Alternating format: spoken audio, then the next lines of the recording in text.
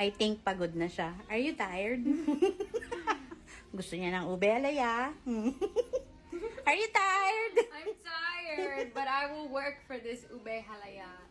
Bumili siya ube, isa lang. Haluin mo. Oh, gumawa kaming ube halaya. Ube cheese halaya. Cheese ube halaya. Ube cheese halaya. Sarap. Gusto daw niya ng ube cheese. Sarap. Really? Okay, this is getting really, really thick. It's looking good. Pwede na yan, da. Ayan na, buo na, oh. See? Oh. Sabi ko sa kanya, isang direction lang. Isang direction Ang paghalo niya, kaliwa, kanan, kaliwa.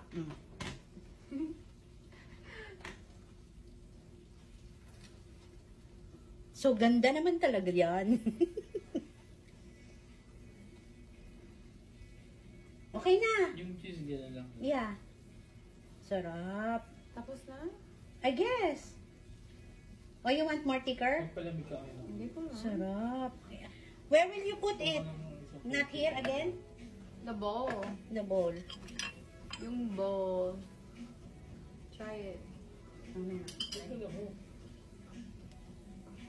It should be ano. Ay, oh, malagkit na. Oh, hindi ako kumakain ng ube. Pero si Elmer titikim. Wow. Uy, sarap na. Oh. Si Elmer titikim. Tikman mo, masarap. Mainit ah. Sarap. Hindi pa eh. Bango. Masarap no? Ang bango. Sarap? Ube nga. Ube? Ah, ube. See? It's okay. That's it. See? It's okay. Wow. Oh, guys, luto na. Oh, ayun oh. Luto na. Oh, perfect. Wow. Tapos na. Wow. Masarap. Ano po? Masarap ta. Promise? Oo. Oh, masarap daw, sabi. Oh. Pero ibang ube na. Oh, that's how you make. Wow. Oh, look at that. Woo. I made my first ube halaya. Wow, it's so thick. It's not even sticking to the pan anymore. Oh my goodness.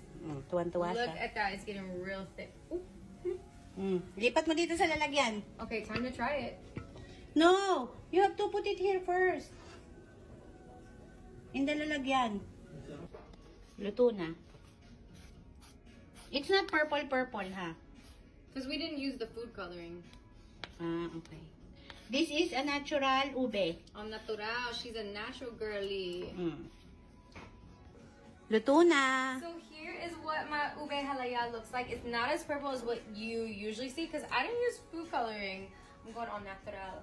Okay? Natural daw siya. Natural.